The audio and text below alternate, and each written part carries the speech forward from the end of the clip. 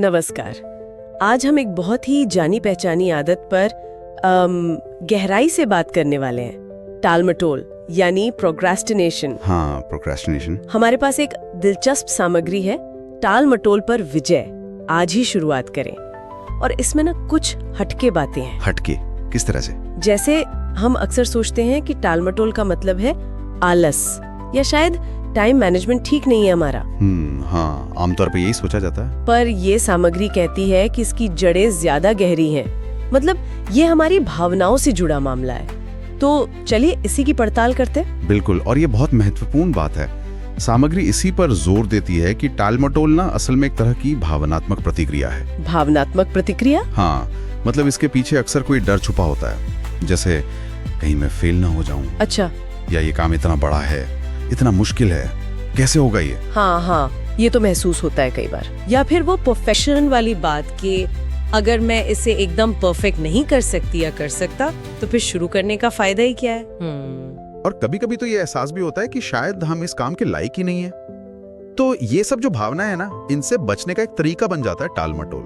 मतलब हम असल में उस मुश्किल भावना से भाग रहे होते हैं ना कि काम से। बिल्कुल सही।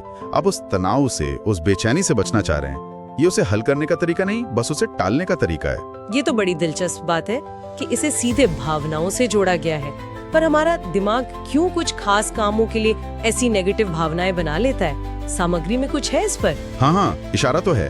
अक्सर ये उन कामों से जुड़ता है जहाँ हमें लगता है कि हमारी काबिलियत, हमारी सेल्फ वर्थ वो दांव पर लगी है। अच्छा, जहाँ जजमेंट का डर हो शायद। हाँ बिल्कुल। या फिर ऐसे काम जो हमें बोरिंग लगते हैं, उबाऊ, या जिनका नतीजा क्या होगा पता नहीं, अनिश्चितता हो।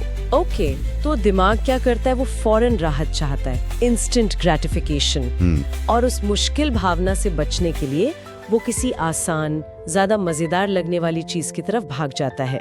सामग्री के हिसाब से यही है वो टालमटोल का मनोवैज्ञानिक जाल। समझ गई। तो ये जो डर या भावनात्मक बचाव है, ये हमारी रोजमर्रा की जिंदगी में कैसे दिखता है? कोई उदाहरण दिए हैं सामग्री में? हाँ, कई हैं। जैसे वो स्टूडेंट वाला क्लासिक उदाहरण है, जरूरी असाइनमेंट पड़ा है, डेडलाइन पास आ रही है, हाँ। पर वो घंटों से या तो सोशल मीडिया स्क्रॉल कर रहा है या यूट्यूब पर वीडियोस देखे जा रहा है। अरे हाँ, ये तो बहुत होता है। या फिर वो व्यक्ति जिसे फिट होना है, जिम की महंगी मेंबरशिप भी ले ली, नए जूते कपड़े सब खरीद लिए। हाँ, पूरी तैयारी, पर जिम जाने का नंबर ही नहीं आता। सामग्री इसी को कहती है कि हम अक्सर ना इस प्लानिंग को, इस तैयारी को ही काम समझने की भूल कर बैठते हैं। अच्छा, मतलब ये तैयारी करना भी एक तरह का टालमटोल हो सकता है। बिल्कुल, ये व्यस्त दिखने की कोशिश है, असल में काम करने की नहीं। और इसी चक्कर में कितने अच्छे इरादे, कितने सपने वो बस अधूरे रह जाते हैं। सही कहा। तो फिर अगर ये मामला भावनात्मक है, तो इससे निपटने के जो तरीके होंगे वो भी शायद अलग होंगे।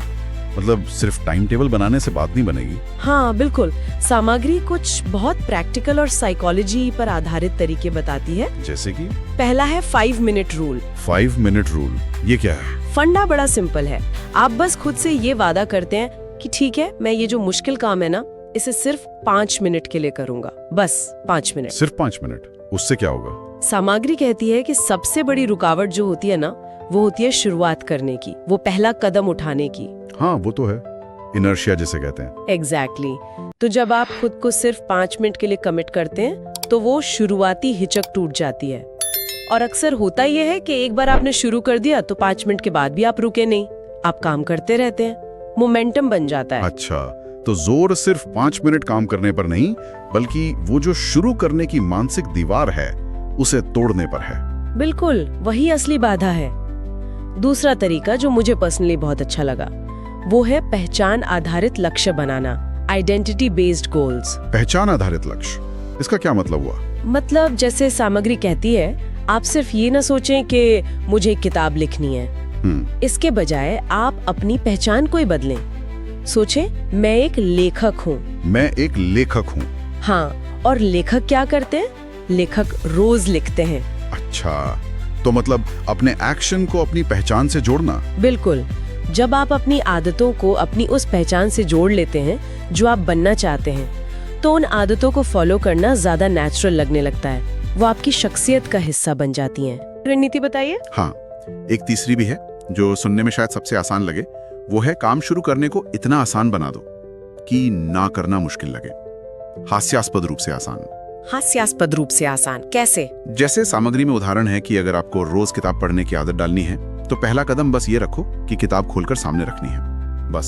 सिर्फ किताब खोलनी है, पढ़ना नहीं। पहला कदम सिर्फ खोलना। या अगर कसरत करनी है तो पहला कदम हो सकता है सिर्फ अपने जूते पहन लेना। अच्छा, लक्ष्य परफेक्शन नहीं है, लक्ष्य है सिर्फ शुरुआत करना, वो पहला धक्का देना। सामग्री कहती है कि वो शुरुआती मोमेंटम, वो इम्पल्स, वही सबसे जरूरी है। तो मतलब छोटे से छोटा कदम उठाना ताकि शुरुआत हो सके। एग्जैक्टली, वो रुकावट हटानी है बस। तो अगर हम इन सब बातों को समेटें तो इस सामग्री का निचोड़ ये निकलता है कि टालमटोल सिर्फ आलस या टाइम मैनेजमेंट की कमी नहीं है। नहीं, बिल्कुल नहीं। बल्कि ये ज्यादातर हमारी भावनाओं से जुड़ा है। वो डर, वो परफेक्शनिज्म, वो काम का बोझ महसूस होना, इनको पहचानना जरूरी है। सही है। और फिर इनसे निपटने के लिए छोटे प्रैक्टिकल कदम उठाने हैं, जैसे 5 मिनट रूल या अपनी पहचान बदलना या काम को बेहद आसान बना देना। शायद यही आगे बढ़ने का रास्ता है। बिल्कुल। और लेखकों ने एक बहुत सोचने वाली बात कही है आखिर में। क्या? उन्होंने लिखा है, एक दिन आपका भविष्य का स्व, आपका फ्यूचर सेल्फ, या तो आपको धन्यवाद देगा या आपसे नफरत करेगा उसके लिए जो आपने आज किया। ओहो, ये तो काफी गहरी बात है। हाँ, ये हमें याद दिलाता है कि आज हम जो छोटे छोटे चुनाव करते हैं, जो टालमटोल करते हैं, उसका हमारे आने वाले कल पर कितना बड़ा असर पड़ सकता है। वाकई शुरुआत करना कितना जरूरी है, चाहे वो कितनी ही छोटी क्यों न लगे, क्योंकि जैसा ये सामग्री याद दिलाती है, कल अक्सर वो जगह बन जाती है जहां हमारे अच्छे अच्छे इरादे और सपने दम तोड़ देते हैं। बिल्कुल। और शायद श्रोताओं के लिए अंत में सोचने वाली बात यही हो सकती है जिसका इशारा सामग्री करती है। अगर आज हम वो एक छोटा सा आसान सा कदम नहीं उठा पाए तो इस बात की क्या गारंटी है कि हम उसे कल उठा लेंगे? ये सवाल शायद हम सबको अपनी टालमटोल की आदतों का सामना करने के लिए थोड़ा प्रेरित करे। बहुत सही कहा। इस विचार के साथ ही आज की ये बातचीत यहीं समाप्त करते हैं। शजर।